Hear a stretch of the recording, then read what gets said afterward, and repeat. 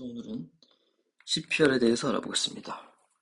보통 이제 학부생 때나 이제 처음 이제 의료진이 되고 나면 그 BLS라든지 이제 교육을 다 받습니다만은 막상 이제 뭐 ER이나 뭐 ICU 같이 특수파트에 있으면은 자주 접하지만은 또 이제 외래나 또 그렇지 않은 뭐 부서에서는 자주 볼 수는 없습니다, CPR을. 그래서 아마 처음 이제 경험을 하게 되면은 굉장히 좀 당황스럽고 두렵고 뭘 먼저 해야 할지 모를 때가 그런 상황을 반드시 겪을 겁니다.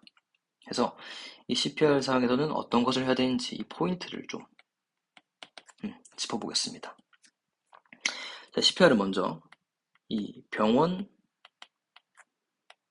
밖에서 발생하는 CPR과 이제 병원 내에서 발생하는 CPR이 있는데 아주 차이가 큽니다. 그래서 먼저 밖에서 발생하는 거는 이제 우리가 흔히 아는 BLS라고 하죠. 기본 심장소생술입니다. 이때는 어떻게 합니까? 다들 너무 잘 아시죠? 뭐 환자의 의식을 체크합니다. 괜찮으세요? 하고 어깨를 두드리고 또 맥박을 클레티드 아테를 통해서 확인을 하고 그리고 호흡도 코를 통해서 날숨이 나오는지 가슴이 오르내려 가는지를 통해서 확인을 하는데 이 세 가지가 충족되지 않으면 이제 심정지로 보고 우리가 다음 절차를 진행하게 되죠. 그래서 119를 부르고 AED를 요청을 하게 되고요.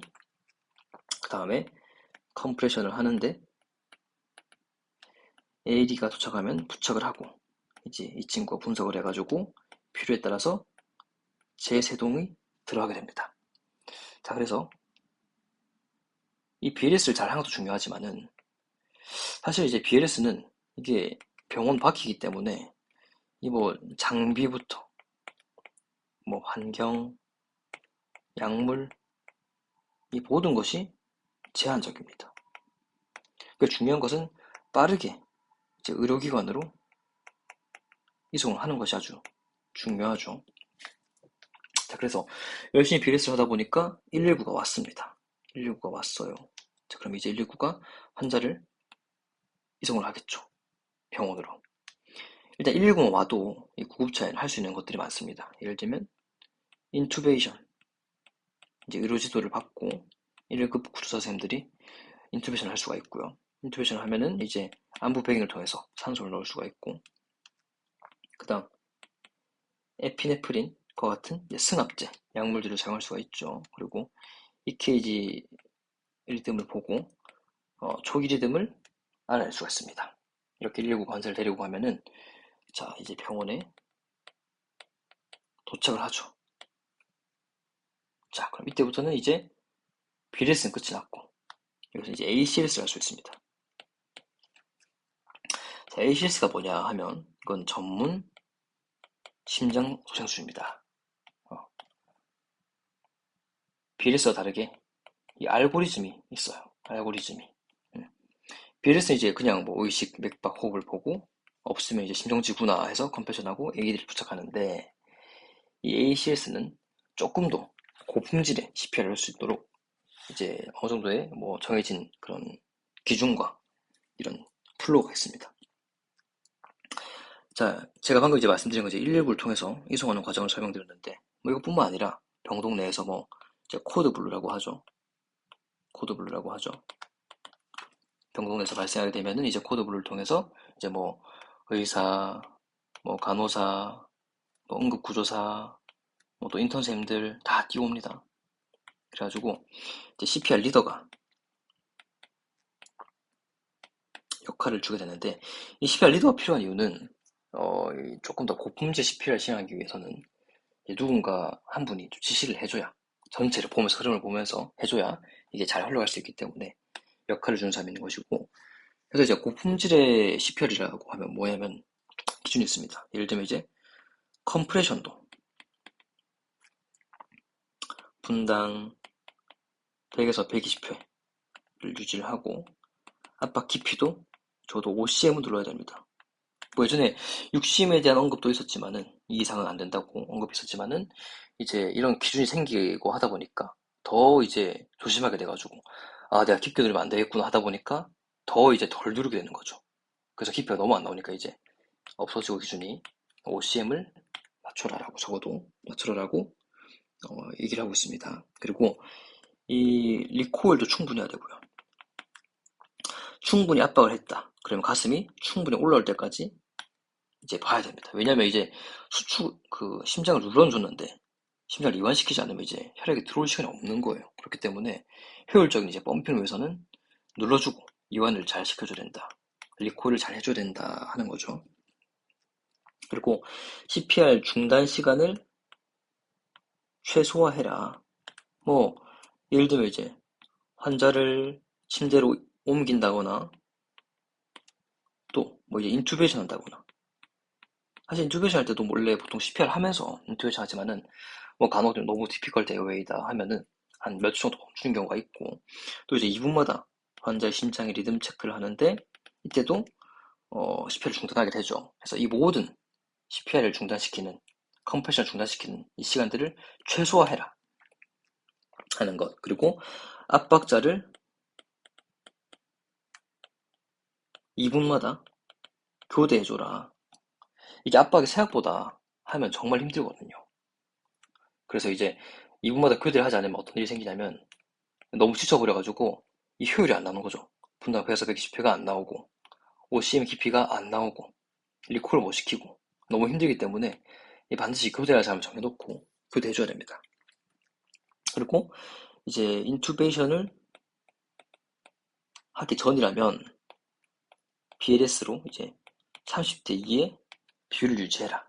30은 압박이고 가슴 압박이고 2는 이제 뭐 백밸브 마스크가 되겠죠. 이제 호흡을 주는 것이 2가 된다 하는 이 비율을 유지를 해라. 인투베이션 전까지 하는 기준이 있고 그리고 이제 인투베이션을 하면서 ETCO2라는 것을 확인하는데 이것도 아주 중요합니다. 이제 수치로 이게 심정지가 잘 되고 있는지를 판단하는 그런 장치가 되겠고요. 보통 이제 CPR이 났다고 하면 이게 그 엔도타이덜 CO2라고 해서 이제 입으로 나오는 그 호기말 CO2 수치를 말하는 건데 보통 이제 심정지 시에는 10ml 머큐리 언저리일 텐데 이게 계속해서 10ml 머큐리가 20분 이상 유지가 되면은 생존율이 떨어지게 됩니다. 그래서 이 타겟이 CPR 하는 동안 10에서 20은 나와줘야 합니다. 그러다가 어느 순간 이 웨이브 폼이 나오다가 갑자기 훅 올라간 때가 있을 겁니다. 이때가 ETCO2 레벨이 35에서 40이 넘는 이제 RSC가 되었다고 하는 증거가 될 수 있겠죠. 자, 앞에서 이 ACLS에는 알고리즘이 있다고 했습니다. 이 알고리즘이 바로 EKG 리듬을 통해서 결정이 되는데 먼저 이 정기적 충격을 필요로 하는 리듬인가 아니면 그렇지 않은 리듬인가로 이렇게 구분이 되는데 자 보겠습니다. 먼저 에이시스톨 에이시스톨은 이렇게 EKG 리듬에서 이렇게 일자로 쭉 나옵니다. 심장이 무수축을 하게 되면서 리듬이 안 보이는 거고요. 그 PEA 이 뭔가 정기적 리듬은 흘러가는데 펄스가 없는 것입니다. 이것이 PEA고요. 그리고 VPIP 심실이 미세하게 떨리면서 심정지가 생기는 것이고 VTEC인데 펄스가 없는 펄스위스 VTEC 파형은 조금 더 큽니다만 펄스가 없습니다. 이때도 심정지 상황입니다. 자 이렇게 리듬에 따라서 알고리즘이 달라지게 되는데 자 보시면 이 VPIP과 VTEC과 같은 이 심실성 부정맥이라고 하면 정기적 충격을 요하는 샤커블 리듬입니다. 자 그래서 이럴 때는 가장 우선시 되는 것이 바로 제세동이 되는 것이죠. 데피브릴레이션 이것이 가장 중요합니다. 그리고 PA와 ACS와 같은 이 반응이 있을 때는 샥은 필요하지 않습니다. 그래서 논 샤커블 리듬이라고 해서 이럴 때는 가장 중요한 게 에피네프린을 최대한 빠르게 투여하는 것입니다. 자, 이렇게 리듬에 따라서 알고리즘이 달라지는 것을 볼 수가 있고, 자, 그렇다면 EKG 좀 알려면 어떻게 해야 됩니까? 바로 이 모니터를 빠르게 부착을 해야겠죠. DC 버전. 네. 그래서 이 10회 사항이라고 하면 반드시 해야 되는 것. 자, 1번 컴프레션. 2번 자, 산소를 줘야 되겠죠. 백밸브 마스크. 안부 배깅을 합니다.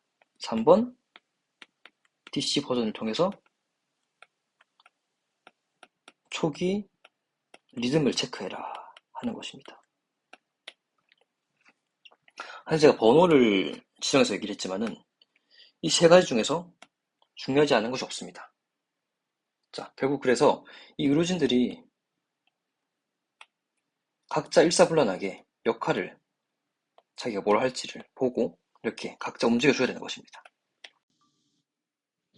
자, 그래서 이 조금 더 퀄리티가 높은 하이 퀄리티 CPR을 하기 위해서는 이 의료진으로서 BLS뿐만 아니라 이 ACLS까지도 잘 알고 있어야겠죠.